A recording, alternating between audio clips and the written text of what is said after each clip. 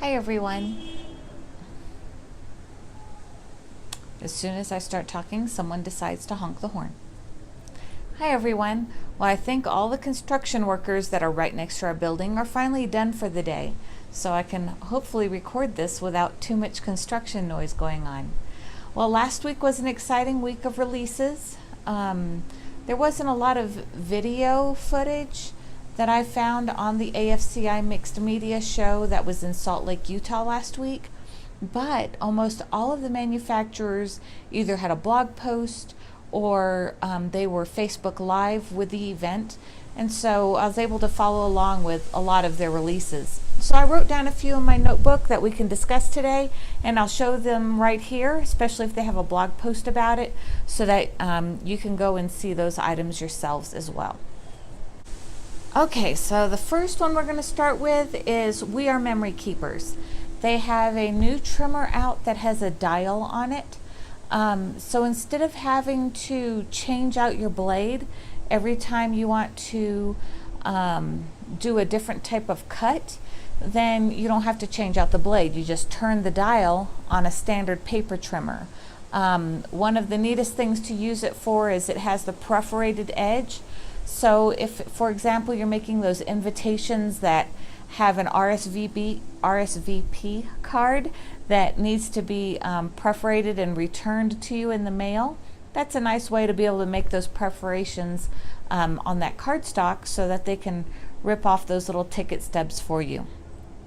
Another thing released by We Are Memory Keepers is something I've been wanting for a long time, which is a, what do you call that, hole reinforcer punch.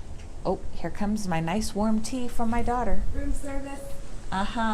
Thank you. It's a big butt. Yay. So my tea today is mango green tea with honey, and it's hot. All right, so as I was saying, the We Are Memory Keepers has released a hole reinforcer punch. I am so thrilled. That's great for your planners. I particularly like to use it on tags. That way I can match my hole reinforcement design also to my tag that I'm making. Now I do have the big Sizzix punch by Tim Holtz, and that does have a reinforcer hole on it, but since it's not a punch, it's a, what do you call that? Sizzix die. It's a die, so it's harder to get the exact placement. The nice thing with a punch is you can put your piece of paper in there, look at it from the bottom, and you can get the exact placement of where you want that punch. So I'm probably going to be buying that one. Another cute website is Buttons, Galore, and More. They have the cutest tins with a new selection of sequins. So they're these little circle metal tins that one of them has like stars. It kind of looks like the universe. It's the darker blues and silvers. Just a really nice mix of sequins, shapes, as well as colors. A cute one that I also noticed a lot was Paper House Productions. Now, planners are still really big. That had a very big presence at the AFCI show.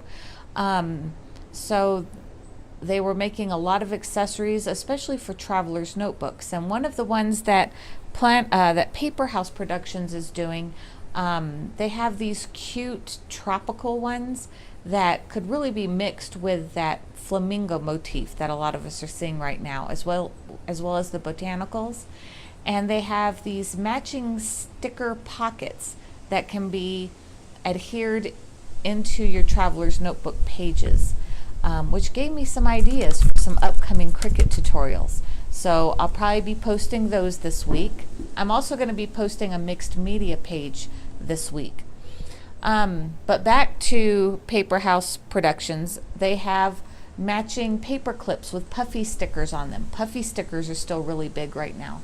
So check out Paper House Productions. They have some really cute stuff. They have a kawaii line, which of course, being half Japanese, I love everything kawaii.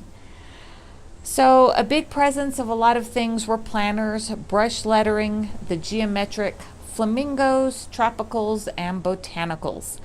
Another thing that's making a big comeback is a lot of the styles similar to Graphic 45, but they're going more along the nursery rhyme vintage look. If you follow, what is her name? Joanna, is it Clue or Cloth here on YouTube? She makes her own custom journals and she sells them on Etsy. Her style is very nursery rhyme. I really love her style. She finds vintage books and cuts out those designs of the cats, the dogs, the little kids. And that's great, but like for someone like me who lives abroad, I do not have any access to those types of books here, especially like at a thrift store or something. That just doesn't exist here. But what's nice is a lot of these scrapbook paper lines, I wish I could remember the other one I saw. Whoo, sorry. The wind is kicking up. We've hit that 4 o'clock hour, can you tell? So there was a paper line I saw, and I think it was on a Facebook Live. If any of you remember, please comment below. It was a paper line that's just now released that is showing like letter cards, A, B, C, D, and then in the middle it has a vintage nursery character like a duck or a little girl or a little boy. Very much the Joanna style that she does in her journals. So I really want to get that paper pack so I can make my own traveler's notebooks with that paper kit, since I don't have really anything else that I could try to make that with. I might do some printables offline if I can find some of those. I did find a couple of vintage prints, but that's just so much work when you can just buy a paper pad. So those were my highlights of what I liked from the AFCI convention. If you got to see some of those videos and you liked some of those products, please give this video a thumbs up. Later this week I'll be posting a mixed media layout that I'm doing in my Dina Wakely journal. I'm also going to do a Cricut tutorial on probably some of those little shapes of pocket inserts to put in the traveler's notebook. That's very, very fun to do, especially for ephemera when you get stuff when you travel. We're traveling to Guayaquil next week, so I don't know how well my videos are going to be posting at that time, but we're going to try to get them up. And I'm going to pick up some ephemera because it's one of the largest cities in Ecuador next to Quito. So it's the big port city of Ecuador. And so hopefully I can get some ephemera while I'm there, since most towns in Ecuador don't really have brochures or ephemera that you can pick up. So anyway, that's it for today's Tuesday chat. Thank you so much for hanging out with me today, and I'll see you next week.